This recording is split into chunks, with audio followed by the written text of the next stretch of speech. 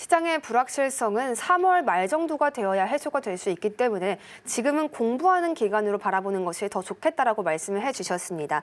우리가 항상 기준을 잡아야 불안하지 않게 투자를 이어갈 수 있다라고 말씀을 해주시고 있는 예병군 전문가님이신데요. 더 많은 전략 얻어가고 싶으신 분들께서는요. 하단 QR을 참고하셔서 초록밴드까지 함께해 주시면 더욱 좋겠습니다.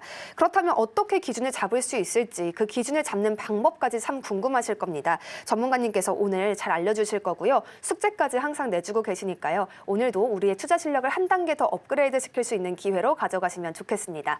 전문가님, 오늘은 어떤 방법으로 또 저희의 투자 실력을 업그레이드 해주실 건가요? 이제 구체적인 우리가 기본 강의도 아직 다는 못했어요. 사실은 기본 강의의 가장 중요한 부분은 심리적인 부분인데 그 심리가 사실은 심리적인 부분이 80% 이상을 차지해요. 주식 투자의 성공에 대한. 주식 투자를 내가 성공하려면 이 심리적인 부분이 먼저 공부가 돼야 돼요. 이게 거의 80%를 차지합니다.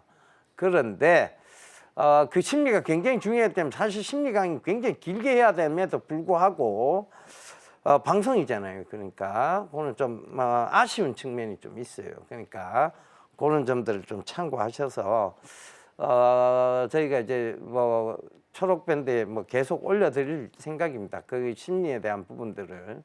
이게 심리가 먼저 잡혀야 돼. 심리가 먼저 잡히고 나서 내가 주식 투자를 성공할 수 있다, 없다가 돼야 되지. 심리도 제대로 안 된 상황에서 주식을 제대로 모르는 상황에서 덤벼드는 거는 결국은 내가 잠깐은 벌 수 있어요. 근데 계속 주식시장에 끌려가야 되고 내가 주도하는 게 아니라니까. 끌려다닌다니까. 그래서 항상 무슨 얘기 나온다? 대응의 영역이라는 얘기가 나오는 거예요. 내가 주도하면 예측의 영역이지. 내가 주도하지 못하니까 대응의 영역인 거예요. 그죠?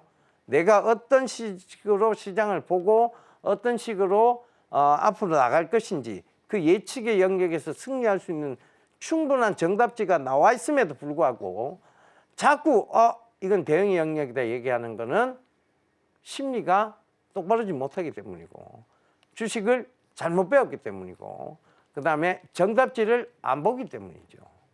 정답지를 봐야지. 왜 나와 있는 정답지를 왜 피해요? 거부할 이유가 뭐 있냐는 얘기지. 그죠? 그러니까 그런 점들을 참고해 보셨으면 좋겠고 거기에 대해서 이제 디테일한 강의를 오늘은 조금 더 진행해 보도록 하겠습니다. 자, 우리가 기준이라는 게 있다고 얘기했어요. 자, 중심이라고 얘기했죠. 가운데 중자. 그죠? 마음 심자. 이 중심, 가운데 딱 있잖아, 가운데. 가운데에 딱 있고 가운데를 쫙 갈라놨잖아요. 그죠? 왜 가운데 있느냐. 중심은 항상 어느 곳에 치우쳐 있는 마음이 아니에요. 딱 가운데 있는 마음을 두고 중심이라고. 어느 곳에 치우쳐 있지 않는 마음. 그러니까 그게 중심이지. 그 중심은 기준이 될 수 있어요. 내가 주식 투자를 하는데 기준이 될 수 있다고. 그래서 자, 그 중심에서 굉장히 약식 방법이에요. 주식 시장이 이렇게 시장이 죽어 있고 업황은 살아 있고 주가가 시장 때문에 같이 죽어 있을 때 이때가 투자 적기다. 그 반드시 업황은 살아 있어야 돼. 어떤 업황이 됐든지 그 업황은 살아 있어야 돼. 그 최근에 봐봐요. 다시 올라오는 것들 보면 자율주행 업황 살아 있잖아. 제약바이오 업황 살아 있잖아. 우리가 초고령 사회로 가니까 그죠? 그다음 또 뭐 있어요? 원전 업황, SMR 그 광고에서 계속 얘기해 줬잖아. 신문 보면서 스몰 모듈러 리액터 이 업황 살아 있잖아.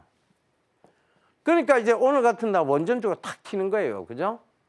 충분히 예측 가능한 영역이 다 있었어. 뭘 보고 중심을 딱 놓고 보면. 그죠?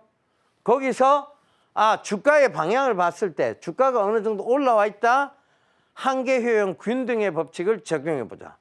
주가가 바닥권 영역이다. 한계 효용 체감의 법칙을 적용해 보자. 이렇게 말씀드립니다. 그게 얼마나 쉬워. 요거 완전히 약식이라니까. 그죠? 이건 뭐 약식 부분에서도 굉장히 약식인데 이렇게만 투자해도 실패 확률은 현저히 낮아지고 성공 확률은 현저히 올라갑니다. 아시겠죠? 자, 요걸 중심으로 해서 자, 오늘 강의 시작해 보자고요.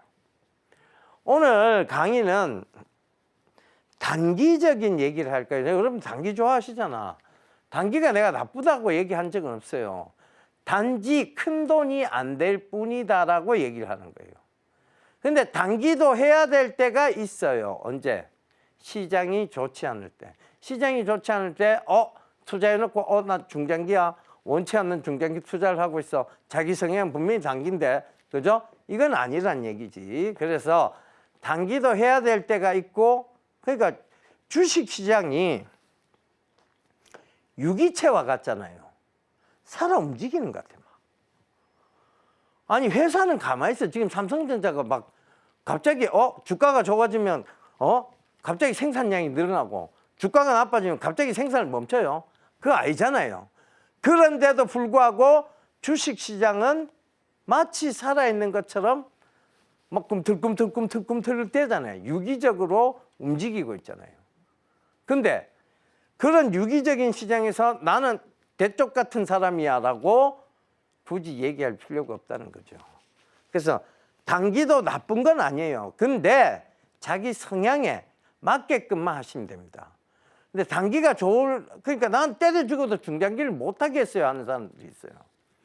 그러면 손실이 났을 때도 단기로 끊을 수 있어야 되는데 손실이 났을 때 무조건 중장기가 그럼 수익이 났을 땐 단기로 자꾸 끊어. 그럼 이게 무슨 계좌예요?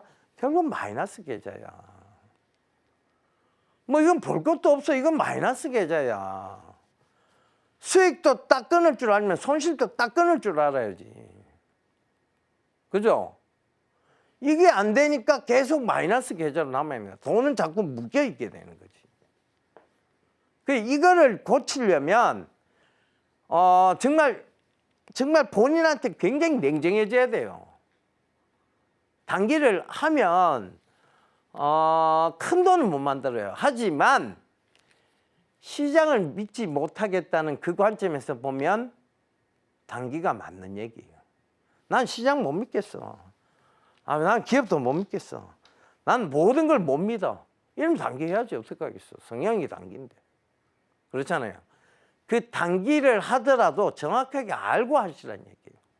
알고 하시는 얘기입니다. 자, 단기 기준 잡아 드릴게요. 자, 단기는 뭐다? 네, 이렇게 지금 추자연이지. 인지 아닙니다. 인지. 추자연이지 이겁니다. 지금 바로 구독을 눌러보세요. 실시간 경제 뉴스, 투자 전문가들의 다양한 시황과 정확한 분석, 또 알찬 투자 정보까지 신뢰할 수 있는 저희 서울경제TV와 함께하세요.